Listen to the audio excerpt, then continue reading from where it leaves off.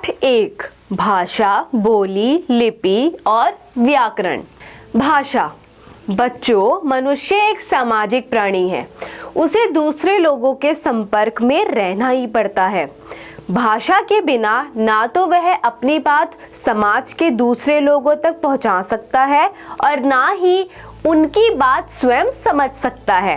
इस प्रकार हम देखते हैं कि भाषा मन के भावों या विचारों को प्रकट करने और समझने में एक दूसरे की मदद करती है। भाषा शब्द की उत्पत्ति संस्कृत के भाष धातु से हुई है, जिसका अर्थ है बोलना। भाषा का प्रमुख उद्देश्य अपने मन की बात दूसरों तक पहुंचाना है।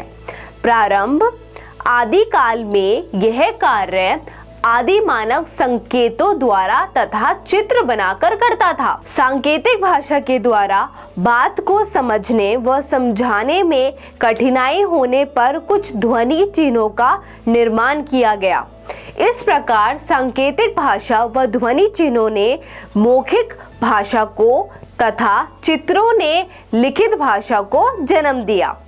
मौखिक भाषा का संबंध सुनने व लिखित भाषा का संबंध पढ़ने से है। इस प्रकार कहा जा सकता है कि भाषा वह साधन है जिसके द्वारा मनुष्य बोलकर, लिखकर, पढ़कर व सुनकर अपने मन के विचारों तथा भावों का आदान प्रदान करता है। भाषा के रूप। भाषा का प्रयोग हम मुख्यतः बोलकर तथा लिखकर करते हैं। इस प्रकार प्रयोग के आधार पर भाषा के दो रूप हैं। पहला मौखिक, दूसरा लिखित। पहला मौखिक भाषा। जब कोई व्यक्ति हमारे सम्मुख होता है तो हम अपने मन के भावों व विचारों का आदान प्रदान बोलकर व सुनकर करते हैं। जैसे कक्षा में अध्यापिका बोलकर छात्रों को पाठ समझाती है और छात्र सुनकर उनके द्वारा समझाए गए पाठ को ग्रहण करते हैं।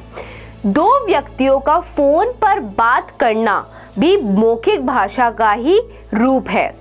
मौखिक भाषा चिरस्थायी नहीं होती, किंतु आज तकनीकी साधनों द्वारा रिकॉर्डिंग करके मौखिक भाषा को भी स्थायी रूप प्रदान किया जा रहा है। इस प्रकार बोलकर व सुनकर विचारों का आदान प्रदान करना ही मौखिक भाषा कहलाता है। दूसरा लिखित भाषा। आदिकाल में मानव पहले संकेतों और बाद में मौखिक भाषा के द्वारा ही अपने विचारों को संप्रेषित करता था। धीरे धीरे जब मानव सभ्यता का विकास हुआ और मनुष्य को दूरस्थ स्थानों में मित्रों एवं संबंधियों के पास अपने विचारों को भेजने की आवश्यकता अनुभव हुई, तो उसने भाषा के लिखित रूप का विकास किया। इसमें विचारों का आदान प्रदान लिखकर और पढ़कर किया जाता है। जैसे अध्यापिका कक्षा में गणित के सवाल श्यामपट्ट ब्लैक बोर्ड पर लिखकर हल करती है। छात्र उसे पढ़कर उत्तर पुस्तिका में उतारते हैं। भाषा का लिखित रूप स्थायी होता है। इसी रूप के कारण हमारा प्राचीन साहित्य व संस्कृति सुरक्षित है। लिखित भाषा का रूप मौखिक भाषा की अपेक्षा अधिक व्यापक है। समाचार पत्र, पत्रिकाएं, पोस्टर तथा पुस्तकें आदि इसी के विभिन्न रूप हैं। इस प्रकार लिखकर व पढ़कर विचारों का आदान प्रदान करना ही लिखित भाषा कहलाता है। भाषा के अन्य दो गौण रूप भी हैं, जो प्रचलन में तो हैं, किंतु व्याकरण में उनका स्थान नगण्य है। भाषा के वे दो रूप हैं। पहला सांकेतिक भाषा, दूसरा मातृभाषा। पहला सांकेतिक भाषा। इसमें संकेतों व इशारों, हाथ, आंख व भ्रिगुटियों, भौहों के माध्यम से विचारों का आदान प्रदान होता है। गूंगे या बहरे व्यक्ति इशारों या संकेतों से ही अपनी बातें दूसरों को समझाते हैं और दूसरों की बातें समझ भी लेते हैं, पर इन इशारों या संकेतों को भाषा का रूप नहीं दिया जा सकता, क्योंकि संकेतों के माध्यम से हम अपने मन के प्रत्येक भाव या विचार को ना तो प्रकट कर सकते हैं और ना ही दूसरों के संकेतों को देखकर उनके भाव पूरी तरह समझ सकते हैं। दूसरा, मातृभाषा। मातृभाषा का मानव जीवन में महत्वपूर्ण स्थान है। यह भाषा बालक अपने परिवार, विशेष तौर पर अपनी माँ से मौखिक रूप में ही ग्रहण करता है। अतः हम कह सकते हैं कि इसमें मौखिक व सांकेतिक भाषा का ही स्थान होता है, लिखित का नहीं। इस प्रकार भाषा का वह रूप जिसे बालक अपनी माता व परिवार के अन्य सदस्यों से ग्रहण करता है, मातृभाषा कहलाती है। मानव भाषा विद्वानों द्वारा मान्य तथा शिक्षित व्यक्तियों द्वारा प्रयुक्त भाषा मानव भाषा कहलाती है।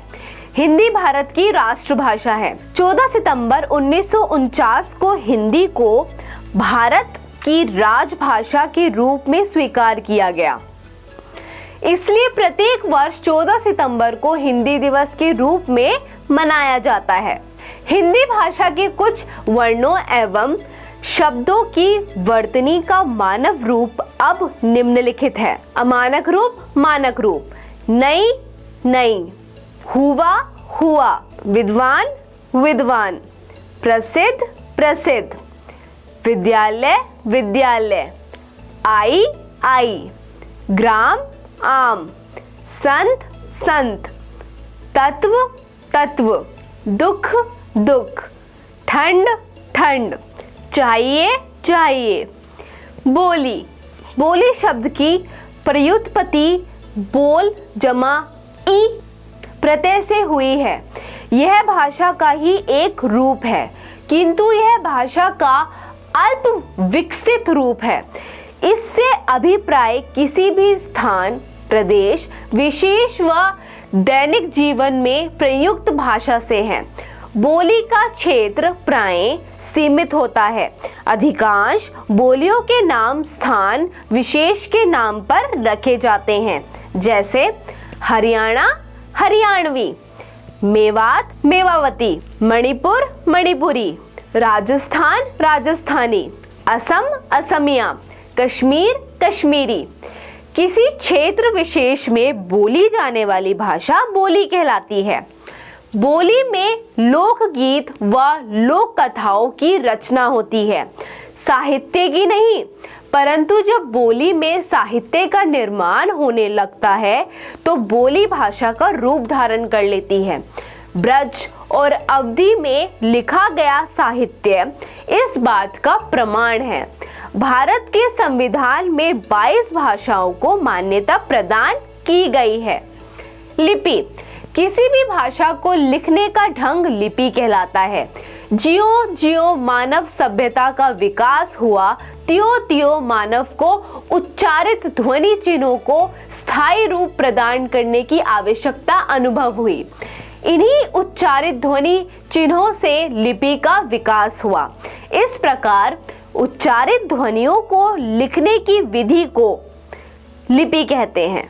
लिपि का संबंध लिखित भाषा से होता है। संसार की प्रत्येक भाषा को लिखने का अपना तरीका होता है। अधिकतर भाषाओं को प्रायः बाएं से दाएं लिखा जाता है। केवल फारसी लिपि को दाएं से बाएं लिखा जाता है। प्रत्येक भाषा की अपनी लिपि होती है।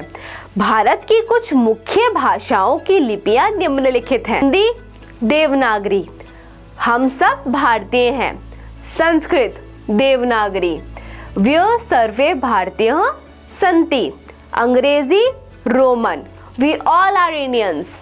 उर्दू, फारसी, बंगाली, बांग्ला, पंजाबी, गुरुमुखी। एक से अधिक भाषाओं की एक ही लिपि हो सकती है। लिपि के कारण मनुष्य अपने विचारों व साहित्य रूपी कोश को भावी पीढ़ी के लिए धरोहर के रूप में सुरक्षित रख सकता है। व्याकरण। अन्य भाषाओं के समान हिंदी भाषा का भी अपना व्याकरण है, जो हिंदी भाषा को मानक भाषा के रूप में चिरस्थायी रूप प्रदान करता है। साहित्य में व्याकरण के नियमों ये युक्त, शुद्ध व परिष्कृत भाषा को ही स्थान दिया गया है। व्याकरण वह शास्त्र है जिसके द्वारा किसी भाषा के शब्दों, उनके रूपों तथा प्रयोगों आदि का ज्ञात होता है।